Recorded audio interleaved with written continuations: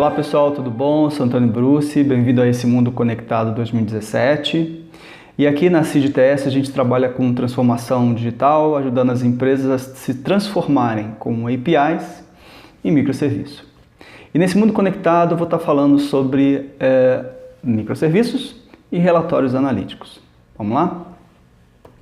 Bom, antes da gente entrar no foco principal, qual que é o glossário atual ao redor das APIs? APIs, você já usa APIs hoje?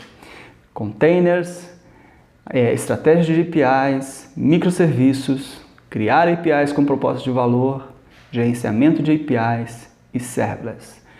Então, por que é o glossário atual? Porque é muito importante para o técnico e até muitos itens que estão aqui do pessoal de negócio saberem qual que é o objetivo de cada um desses itens, Seja como que você vai transformar a sua empresa, por exemplo, o seu monolítico para uma estratégia de microserviço com APIs, seja como você vai reduzir o seu custo, por exemplo, com uma estratégia até de serverless, e seja como você vai ampliar um canal de distribuição através de APIs com proposta de valor de negócio, onde você vai aumentar, por exemplo, seu canal de distribuição. Então, de alguma forma é importantíssimo você saber do glossário atual. Monolíticos, vamos falar um pouquinho de monolíticos. Por que os monolíticos são hoje considerados um problema, Quais são os problemas atuais que a gente tem no monolítico? Todo mundo já ouviu falar de Class Path Hell. Imagina quando um desenvolvedor ele entra na tua empresa, ele vai fazer manutenção de um sistema. Então ele pega aquela IDE com muitos módulos, e ele só vai fazer manutenção num determinado pedaço do código. Bom, ele tem um grande problema de entendimento. Então, aquela ideia ela fica pesada. Quando você vai fazer publicação, você tem que fazer tem que ter uma estratégia de comunicação de todas as pessoas que trabalham naquele monolítico, Quando você usa jars, indo na linha de Java, e esses jars de outros times, eles sofrem a atualização, você nunca sabe onde você vai botar no seu class path ou o que você vai realmente substituir. Então fica realmente um inferno.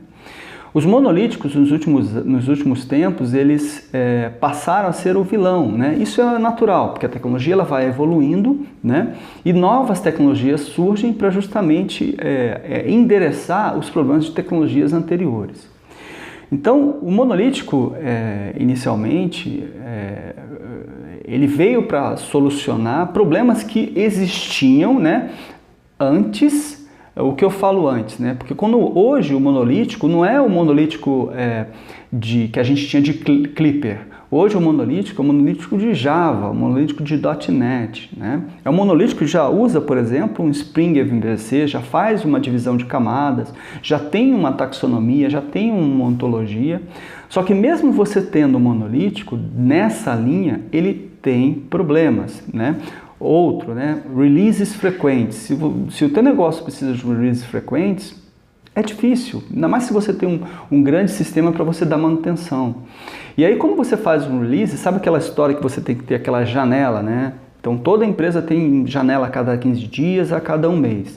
E quando a empresa se reúne como um todo, os desenvolvedores se reúnem como um todo para fazer um release, você só vai ter a garantia mesmo que aquele release ele funcionou, que o sistema que você acabou de fazer a publicação está 100% depois de uma semana, 2 semanas. Às vezes é uma insegurança muito grande. Então os monolíticos hoje, feitos em Java, .NET, MVC, eles têm alguns problemas que são endereçados, logicamente, por microserviços, E para quem acha que microserviços é uma coisa que não tem que ser implementada hoje, essa aqui é uma pesquisa do pessoal da EndX, dos Estados Unidos, que fizeram com 1.800 desenvolvedores, E lá, nessa pesquisa, o microserviço já entrou no mainstream, ou seja, já é uma tecnologia que todo mundo, pelo menos a maioria, está utilizando. Seja utilizando já em ambiente produtivo, seja num caminho de um ambiente produtivo, Então, o fato é que você que é desenvolvedor, você que é arquiteto, você que é uma pessoa de TI, né? Se ainda não olhou para microserviços com olhos de eu tenho que implementar, por favor, esse é um bom momento para começar a pensar em investir em microserviço, né? Tá legal? E por que microserviços é bom? Né? Todo mundo vem falando aí nos últimos tempos de microserviços, né? Primeiro que tudo é independente. O que é tudo independente? Você tem times independentes, você tem deploys independentes, você tem dados independentes quando você faz o microserviço puro, né? Você tem o time, como o time é pequeno e independente, tá? Toda a comunicação naquele time é feito entre eles. Tudo bem? Então, se você vai fazer um deploy, você não precisa ficar falando com outros times, porque afinal de contas, as interfaces de entradas de um microserviço são APIs. O microserviço é stateless. Então, você não fica com essa dependência que a gente tem em monolíticos stateful e com os problemas que a gente já falou, né? Ou seja, tudo é independente. Você tem uma perspectiva de domínio muito boa, ou seja, a partir do momento que você cria um time de microserviços, aquele time de microserviços está orientado ao domínio, né? Um domínio de negócio. Pode ser um domínio, por exemplo, um domínio de time de suporte, um domínio de time de cliente, né? De CRM, de billing, né? A tua empresa ela vai escolher, vai definir qual que é o domínio, né? É o Driven Domain Design. E outra coisa, né? O desenvolvimento, por ser independente, ele é paralelo e não bloqueante. Você vai botar em produção, tudo bem, tá legal? E outra coisa que é legal também, diferentes linguagens. Você pode trabalhar com N linguagens. Então, hoje, por exemplo, se você quiser fazer com Node.js o seu microserviço, beleza. Se quiser fazer com Ruby, beleza. Então, basicamente, diferentes linguagens, né? Essa aqui é uma arquitetura, né, que talvez vocês não tenham toda ela ou talvez vocês tenham parte dela, né? Mas repare o seguinte, que você tem um gerenciamento de APIs, então se você vai trabalhar com APIs e microserviços, é extremamente importante que você tenha um gerenciamento de APIs, tá? Barramento de serviços, servidor de aplicação, nem toda empresa tem ou um ou outro, né? Pode ter os dois também. E o que é legal? Se a gente olhar o A como um legado e o B como para onde você vai, ou seja, direcionando para microserviço ou serverless, a pergunta é como que eu faço essa migração, né? Ou como que eu sigo esse caminho, tá? Existem algumas estratégias. O objetivo desse bate-papo aqui não é mostrar as estratégias de migração, é mostrar que a partir do momento que você tem uma estratégia de APIs e microserviços, você terá muitas APIs. E daqui a pouco eu chego lá, tá? Nessa linha de muitas APIs, por exemplo, você vai adotar o serverless. Digamos que você adote o serverless, por quê?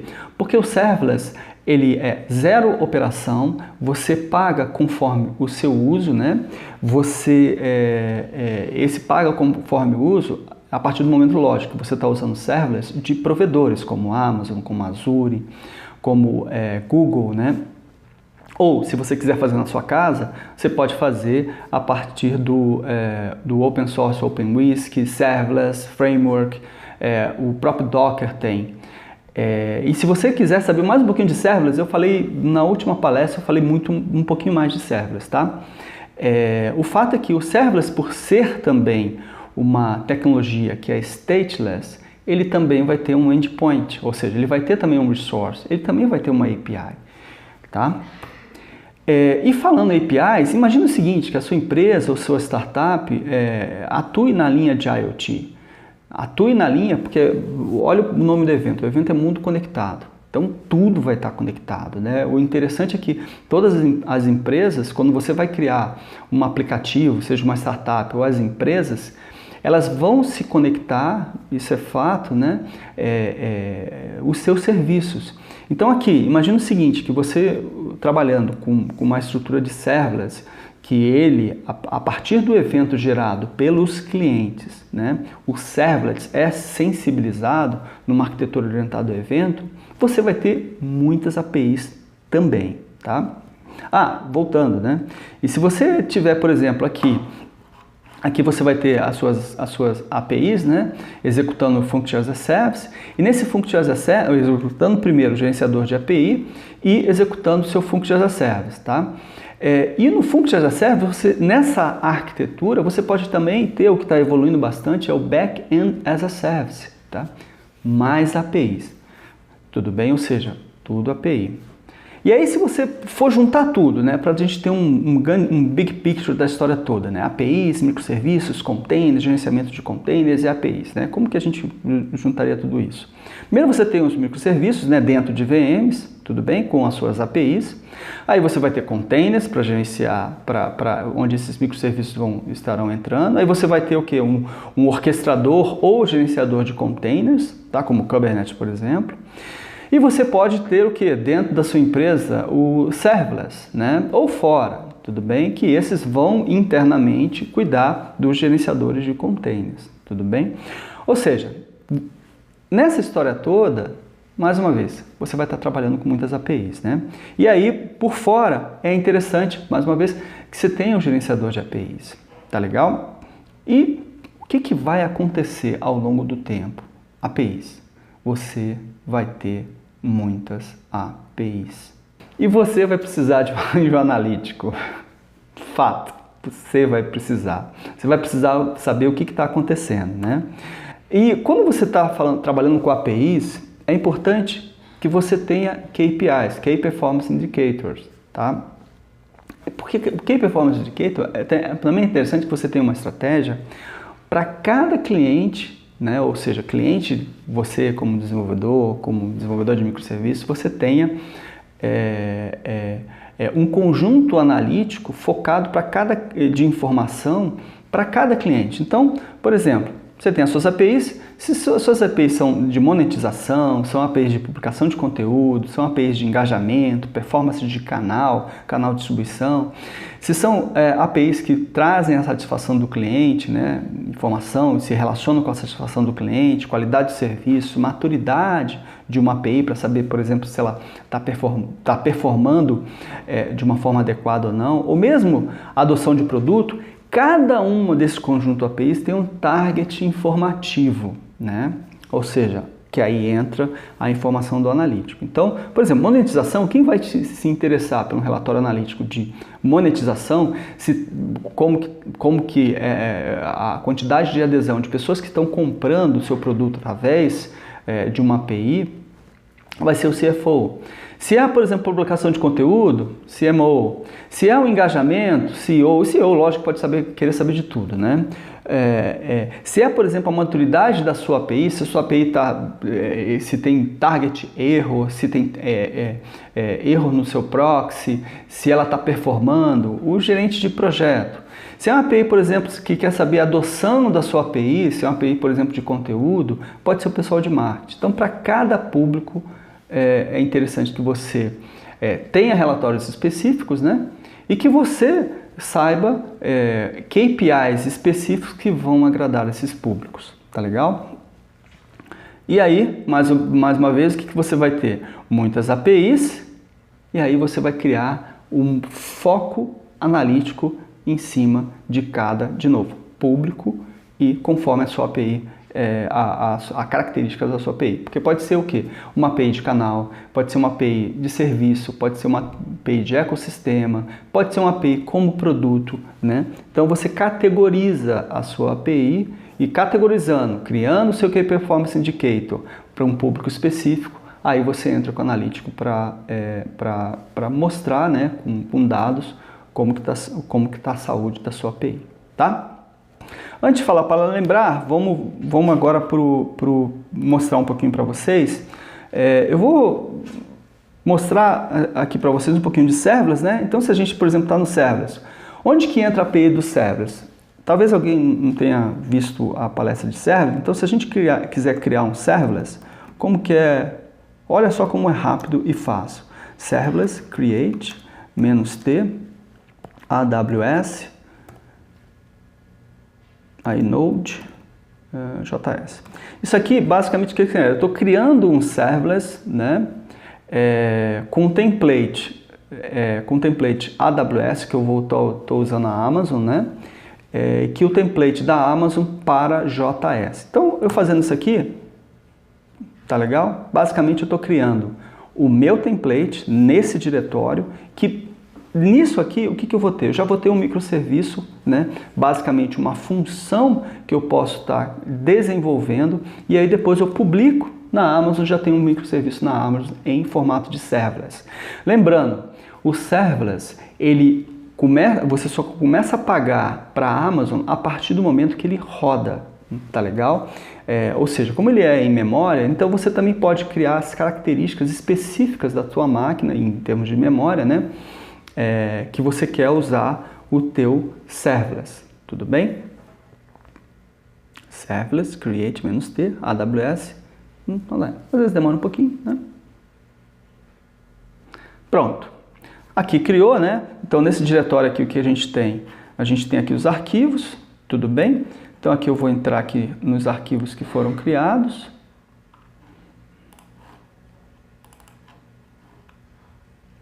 Tá, então foi criado aqui 2 arquivos de handler, né? Eu vou abrir aqui um.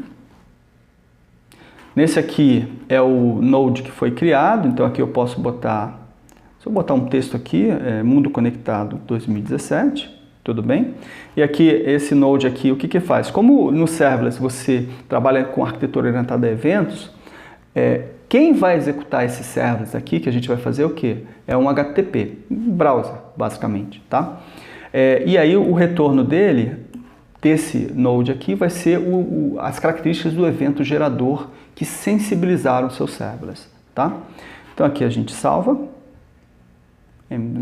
tudo bem? Aí eu vou para um outro arquivo aqui, que eu vou dizer para neste outro arquivo qual que é o evento que eu quero escutar, que eu quero que o meu server escute.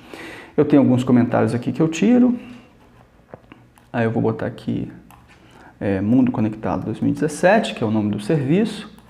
Aqui versionamento se você quiser.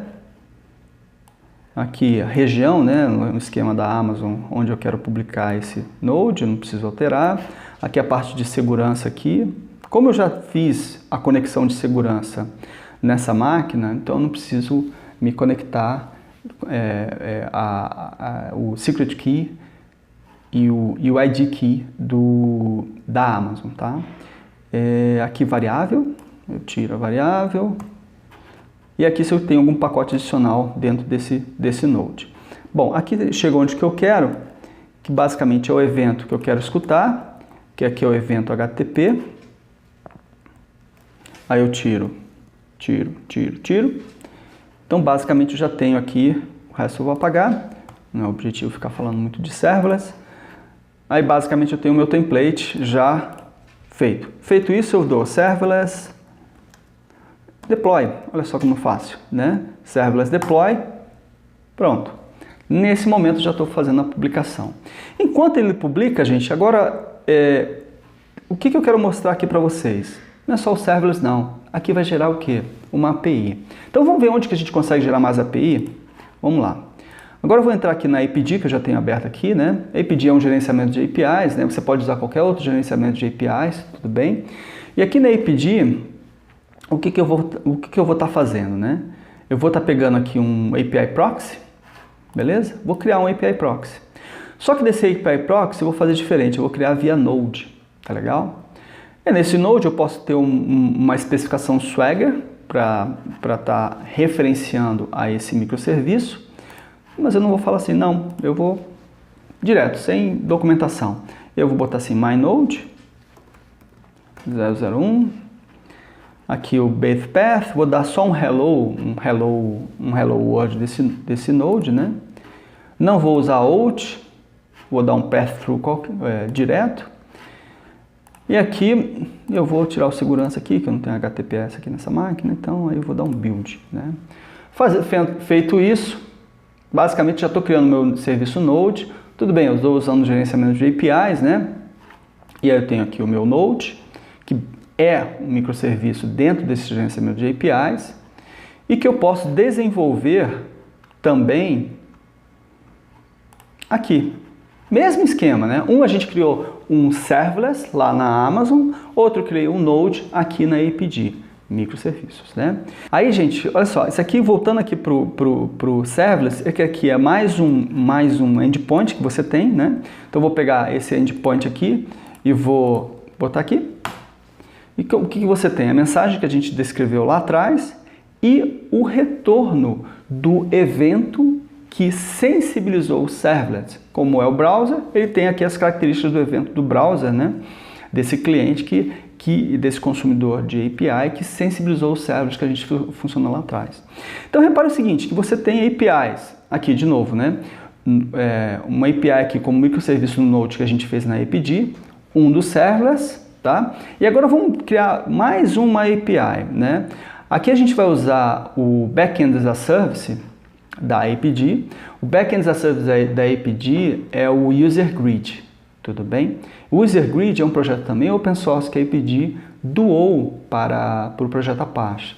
Então, é muito idêntico, tá legal? Então, vamos entrar aqui no Backend as a Service da APD. Então, aqui a gente está no Backend as a Service. Deixa eu só me logar.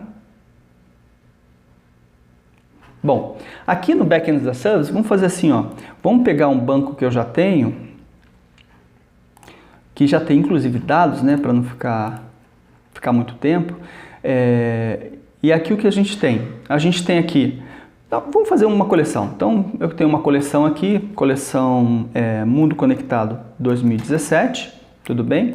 E aqui nessa coleção, que vai ser um JSON, dentro do Backend as a Service da APD ou da User Grid, é um NoSQL, Cassandra, tá? Então, se você instalar, lógico, usar lá do projeto Apache e botar na sua empresa, você vai ter que se preocupar com a infraestrutura. Se você usar aqui na APD, tem o upscaling da própria Google, né? Então, aqui você tem um JSON, vamos botar um JSON aqui, nome, Bruce. E aí eu poderia continuar com esse JSON aqui, né? Empresa. Deixa eu botar aqui, empresa. Seed10. Beleza? Valido o JSON, já criei. Então, basicamente aqui eu tenho um Mundo Conectado 2017 S, tá? O S saiu, né? E aí, se você for olhar, olha lá, o get /m Mundo Conectado 2017 S. O que ele tem aqui? Ele tem também mais um endpoint, tudo bem? Mais um endpoint. E esse endpoint, se a gente colocar aqui no browser, o que vai ter? Não autorizado, porque ele não está dentro de um sandbox. Então, vamos botar dentro de um sandbox. Aqui eu vou pegar uma aplicação que é sandbox, tudo bem? Nessa forma, agora eu vou pegar qualquer um, tá, gente? Vou pegar hotéis aqui, que tem bastante coisa. Então, vou dar de novo. Só que aí eu vou dar um get /hotéis. Né? É hotéis ou hotel? Hotel. Bom, aí peguei aqui o endpoint. Que aqui no Backend as a Service, se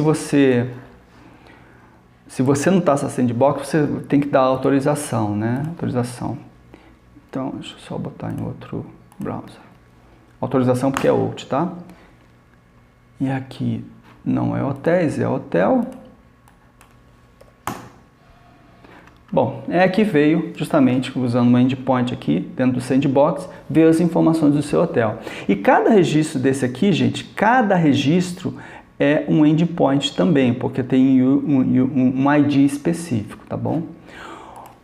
Bom, então qual que é o big picture aqui que vocês têm que lembrar, né? Deixa eu voltar lá para o slide. Você vai ter o quê? Muitas APIs, né? Então, você tendo muitas APIs, você vai precisar do gerenciador de APIs. 2, você vai precisar ter uma estratégia de analítico para isso, né? Então, vamos mostrar aqui, dentro do próprio APD, né, como que seria o analítico dele. Mais uma vez, você pode usar o analítico, por exemplo, da WSO2, tem um analítico também, né? Entre outros gerenciamentos de APIs. Então, é importante você sempre olhar os analíticos, quando você adotar um gerenciador de APIs, para saber se esse analítico ele vai atender os seus requisitos de negócio, os requisitos da sua empresa, tá bom? Então, aqui no analítico da APD, o que a gente tem? Proxy Performance, Então, quando você está falando do Proxy Performance, você analisa o que? A performance do seu proxy. Você tem um consumidor que vai bater no seu API Proxy e esse proxy vai falar com o seu Target Server, onde tem o que? Os seus microserviços que você desenvolveu, né? Seja na sua empresa, seja fora dela. Então, o Target Performance te dá essa informação analítica, né? De como está o tráfego, como está o tempo de resposta, né? Características das APIs que você está analisando. Target Performance. Já o Target Performance são quem? Os seus microserviços. Se você também pode ter Target Performance, por exemplo, se uma aplicação que esteja em Java, dentro de um servidor de aplicação, que você tem uma API também, né? Você tem um REST lá na sua aplicação Java. Pode ser um serviço SOAP, que pode também ser um Target Performance. Então aqui o que analisa, né? A partir do momento que o seu cliente, o consumidor de API sensibilizou o seu gerenciamento de API, ele vai bater lá no Target Performance, no Target. E aqui você tem um relatório analítico para saber como que está a situação desse target, como que ele está respondendo para você, né? Então você tem, por exemplo, aqui o tempo de resposta, a composição do tempo de resposta. Tudo bem? Target erros, como que tá quais são os tipos de erros que está acontecendo no seu target e até a carga, né? Quanto de carga, ou seja, de bytes que você está mandando e recebendo desse target. Outros, relatórios de error codes. Aqui, por exemplo, que a gente tem relatórios de erros, né, que estão acontecendo, de error codes que estão acontecendo no seu proxy ou no seu target, tá? Então é importante ter esse tipo de relatório. Então, esse especificamente aqui, gente, são de microserviços que eu tenho lá atrás, que eu criei lá atrás, tá legal? Então você vai precisar disso, né? Porque, poxa, qual que é o microserviço que está dando, como que o microserviço está performando, né? Como que esse microserviço, será que ele está dando erro, será que não está dando, né? Porque você terá muitos microserviços, tá? Então é importante você ter esse tipo de relatório também. Então, por exemplo, analítico, né? Aqui você tem o engajamento do desenvolvedor. Então, é importante ter esse tipo de relatório porque você quer saber, se eu tenho 100 desenvolvedores, eu tenho 1000 desenvolvedores consumindo as minhas APIs, como que está o engajamento deles? Como que eles estão consumindo? Qual a quantidade de consumo, por exemplo, de números, né? Eles chamam 10 vezes por dia, eles consomem 10 vezes por dia as minhas APIs ou são 100 mil vezes, né? Então é importante você ter esse engajamento por consumidor de APIs. Então é importante ter esse tipo de relatório. Geomap. Imagina que você quer saber, você lança uma campanha no Nordeste, você quer saber qual cidade do Nordeste ela está engajada mais com as suas APIs. Mais um tipo de analítico que você pode ter, tá? E também é importante você analisar dentro do gerenciamento de APIs se você consegue customizar muito rapidamente um analítico, né? Aqui, por exemplo, a gente tem a customização, né? Então vamos criar um relatório customizado, né? Real customizado. Nesse relatório customizado eu posso botar qualquer nome aqui, blá, blá, ou descrição, né? E aqui eu posso ter o que? O que a gente pode ter? A gente pode escolher uma métrica, né? N métricas possíveis, por exemplo, uma métrica de proxy error e outra métrica, por exemplo, por app do desenvolvedor não, por ID do desenvolvedor não, por IP do cliente não, por tipo de browser, target web URL, produto de API, ou seja, são muitos tipos de relatórios. A combinação gera mais de 1000 relatórios analíticos, né? Então lembra quando eu falei lá do KPIs, do target de relatórios que você vai precisar para mostrar como está sendo as suas APIs? É importante, né? Você tem um analítico bem legal, né? Aqui eu vou pegar basicamente proxy error com target error, né? Aí eu salvo e aí aqui eu tenho um tipo de relatório, né? Aqui tem as várias URLs de endpoints, né? Que eu tenho aqui, né? E aqui um relatório bem simples. Deixa eu pegar um outro relatório que eu já tinha construído, né? Customizado também, mais bonitinho, né? Olha lá. Então aqui o que a gente tem? A gente tem várias URLs, né? Ou seja, endpoints, tudo bem? De microserviços. E aqui você consegue analisar a performance de cada um, entendeu? Então, mais uma forma de você fazer relatório analítico. Bom, gente, eu acho que é isso, né? Então, só para lembrar, adote APIs e microserviços urgentemente em tudo. Então, quem não está no glossário da página de hoje, em 2017, Mundo Conectado 2017, por favor, força! Gerenciamento de APIs facilita muito, facilita. Aqui a gente só falou da parte do analítico, né? Mas se você for falar a parte de desenvolvimento, por exemplo, políticas de desenvolvimento, onde você pode usar cotas, spike arrest, onde você pode estender o teu desenvolvimento, especificamente no middleware, né? Com Java, com Node, que a gente viu aqui também, né? Com Python, entre outras linguagens, tudo depende do gerenciamento de APIs. O gerenciamento de APIs, de uma forma geral nada. O gerenciamento de APIs ajuda muito, tá? Functions as a Service, né, que é a parte do serverless, veio para ficar e só tende a crescer. Principalmente se você precisa executar uma função ou várias funções, né, que você vai executar e você precisa de um grande upscaling, né? E você não quer pagar por esse upscaling constantemente. Você não quer ficar preocupado com infraestrutura. Então você vai ser cobrado, né? Lógico, a partir do momento que você use um dos serviços, né, da Amazon, etc. Amazon, Azure, IBM, etc. Então você vai ser bilado, né, ou cobrado somente por aquele momento em que a tua função está sendo executada. Crie e use KPIs, né? Quando você fizer levantamento de requisitos, converse com os stakeholders, converse com as pessoas e pergunte para elas quais são as KPIs que são interessantes para o business, né, para o negócio. E aí crie relatórios específicos que vão atender esse pessoal, né? Porque aí vai ficar mais fácil para eles, né, junto com você, né, se você é uma startup principalmente, avaliar como que está sendo a performance do negócio. E se você for lá para o Lean Startup, né, ou seja, se você lançar uma API do mercado, imagine que você lance uma API no mercado e você vai precisar analisar isso, né, para saber se você está no caminho certo. Então, é importante que você tenha relatórios analíticos bem consistentes. E por último, divulgue a sua API. A gente não falou divulgue a sua API, mas tudo bem. Aí está o Mundo Conectado para divulgar a API de vocês. Tá bom, gente? Gente, obrigado por esse Mundo Conectado 2017 e até a próxima.